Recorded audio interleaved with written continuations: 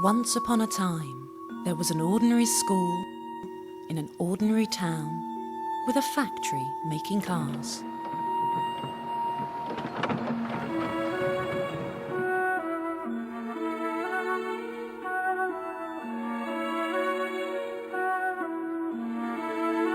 One day, a teacher showed her pupils an extraordinary car from the factory. And the children wrote some extraordinary stories. Sparkle made me look down and the keys were standing on the floor. I picked up the keys and opened the door and peered in. The car was smiling, waiting for me to drive it. The car was black and the seats were low. Suddenly the car door shut tight, and at that moment the engine magically started running.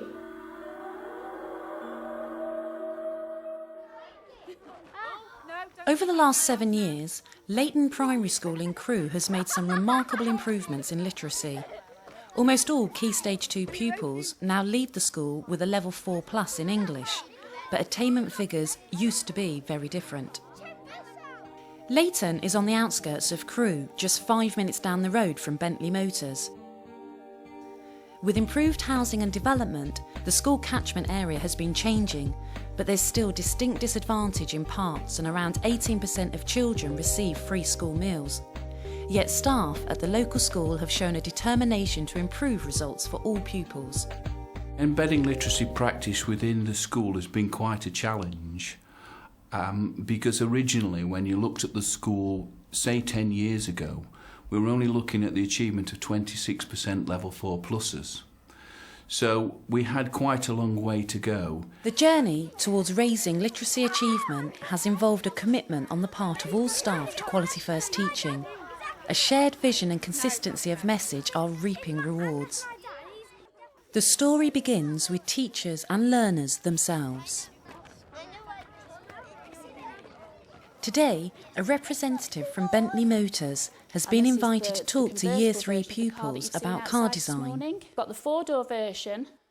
Teaching staff want to root the children's appreciation of literacy in the reality of their own world. Have you got any family that work at Bentley? Yes? My granddad used to work there. Okay, was that quite a long time ago?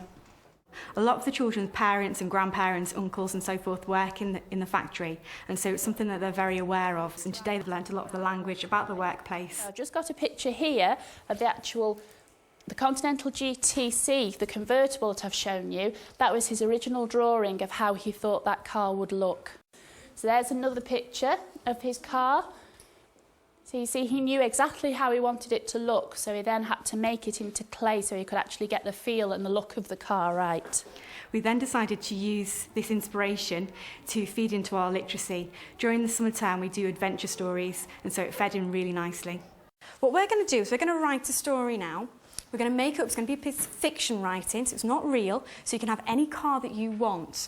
And what we're going to first of all do is going to set the scene in our story. So you're going to have to tell me where it's happening and why you're there. Okay, Kimberly, have you got an idea? Travel back in time 40 years ago when the World Cup got stolen. Brilliant idea. I want you to kind of think about seeing a car for the first time. And when you see it, describe to me very carefully what it looks like. So you've got to get the reader's interest. Off you go. Karen has given Year 3 specific lesson objectives to include language features such as simile and personification. I sat on the seat, I turned on the engine and it smelled like smoky bacon. And it rattled like an earthquake. The car moved in the air with the massive blue wings moving it side to side. Suddenly the car door shut tight, and at that moment the engine magically started running. It sounded like an elephant moaning. They're telling me something that's like not non-fiction, and I'm writing something that is fiction, and then I'm making it up into a story. A balanced approach results in all-round improvement. If you actually give children the techniques in writing, if they're aware of what techniques they need to use when they're actually writing, all writing becomes easier.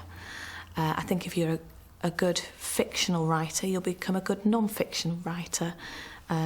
If you're a good reader, you will become a good writer. An elephant, when he moans, is quite loud, so I thought the engine would be loud, so I decided to use it like an elephant. It's easy because you just have to use your imagination. The school's emphasis on progress and achievement in every single year of a child's life means that every member of the school community shares an awareness of direction and targets. As a class teacher to Year 3, Karen has to ensure that the transition from Key Stage 1 into Key Stage 2 is smooth and meaningful.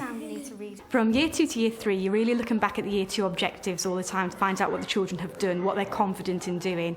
You're then looking forward to the Year 3 objectives and seeing how you can build through them to get the best out of the children. The children in the class are all different abilities, so we're always looking to their next goal, their next target. And sometimes that means we're looking at the Year 4 objectives, sometimes the Year 5 objectives. It all depends where the children are and what they need to be challenged. And the children really like to be challenged, and there's nothing better when they go back and they read their work and they're really happy with what they've written. As part of the school's drive for consistent achievement and improvement, the Literacy Coordinator, a Year 6 teacher, and the Assessment Coordinator, a Year 1 teacher, organise a moderation exercise. Moderation exercise that we do is an annual exercise, and it's something that Joe and I run together. Which includes? We include all staff in it. Key Stage 1 and 2. Yeah, and it's basically to ensure continuity in levelling across all year groups. Teachers and teaching assistants are expected to know exactly where children are up to in their learning and where they need to go next. For this, everybody needs to understand levelling. So Joe has planted some red herrings amongst these samples of levelled work. Staff have to spot these discrepancies. Does it create any suspense? Yeah. Yeah. Quite a nice ending. So it flows quite well, doesn't just stop either, which is good. Good use of paragraphs. Yeah, I find it really interesting looking at this work actually to see what they're going to be heading for, the kind of work that they're going to be doing in Year 3, and comparing my Level 3 Cs with their Level 3 Cs. The Year 2 and Year 3 teachers work closely together. They look at objectives from the Year 2, the sort of transition, the difference between the objectives in Year 2 and Year 3, and they also start them in the same books that they write in their literacy lessons in Year 3. So the presentation, they work very strongly on the presentation towards the end of Year 2, so that it's not a big jump for the children when they get into Year 3. And it's not just the staff who are mindful of targets. Every Key Stage 2 pupil is set goals relating to improvements in reading or writing. But crucially, they understand and know how to use these targets. Okay, speech marks. I've got speech in that paragraph in that book. Dash. Dash is there. Well, our targets are in the front of our books, and we either put smiley faces on them or like little ticks to show whether we've improved them. Well, on the sheets it tells us what you need to put in a Level 5 piece of writing, like a wide range of vocabulary and punctuation, so you know what to put in to get the Level 5. Well, today we're going to do a follow-up lesson to all the work that you've been doing on the coast. Outside literacy hour, however, there's no let-up. Literacy is the foundation to learning across the curriculum at Leighton. Wow, that's great. Let's have Ryan. It's where a piece of land meets the sea. This is a Year 5 geography lesson on coasts. Class teacher Wendy Hardman ensures that the lesson is underpinned by core objectives for speaking, listening, reading and writing. Your first task is going to be to read this comment and to discuss in your group who you think this person is. Remembering this person is somebody who uses the coastline. We like to go dancing or bowling in the evening. Do you think it's holidaymakers or residents? Well, it can be both, because you can have a mixture. Speaking and listening through debate, through discussion, through philosophical thinking, enables the children to develop cognitively. Now, it supports history, it supports geography, it supports design technology, both in terms of being able to be independent researchers, but also then, as far as outcomes are concerned, when there's a written report or some other non-narrative piece of work the children need to do. Well, what do you think we should put? We've already got car park near the seaside, clean beach and activities throughout the day. I think we should relax on one. Yeah, like some... relax, like sunbathing. Like a quiet beach. Yeah. I think it's been my experience in the past that children do the best literacy work when they are really interested and excited, and also when they've had the chance to do lots of research and had the time to find out the facts for themselves, which they can then use in their writing.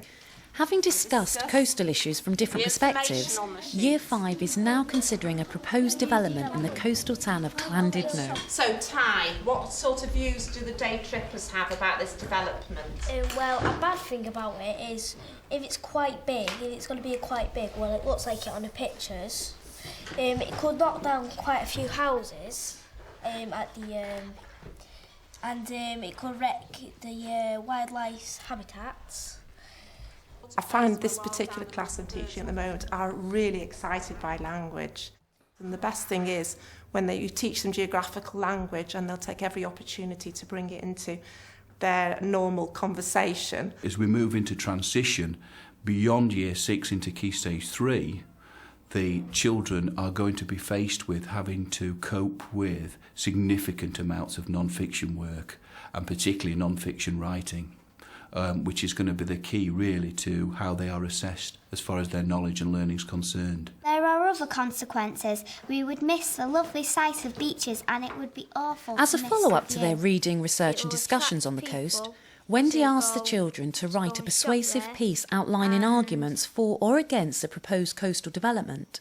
And it was like you could write forever. It was like you could write a whole booklet of information, but you had to shorten it down into some paragraphs to make it into persuasive writing. I believe it is a sensible, appropriate idea. I think it is a good idea because all retired people can all go to the new development and have help with their shopping and transport. Residents will recommend this development because instead of sitting in all night watching TV, the whole family can go out. This will benefit the builders because they will have more things to build. They will get more money, they will love it. Sustained progress means challenge for children of every age and every ability. It's been hard in Year 5 because we've had more work and more hard work to do. And I think it'll be good when we go into Year 6 because our teachers prepared us for it. At Leighton, teachers' enterprising and imaginative approaches are clearly motivating children to achieve their targets. And they're looking forward to continuing their journey. There is much more of a flexibility within the literacy framework that's emerging that, in a sense, we will be able to incorporate already into the existing programmes in school. And I feel that there's an opportunity there for teachers to ensure that you have good quality literacy teaching, but within the context of more freedom and choice and creativity for schools.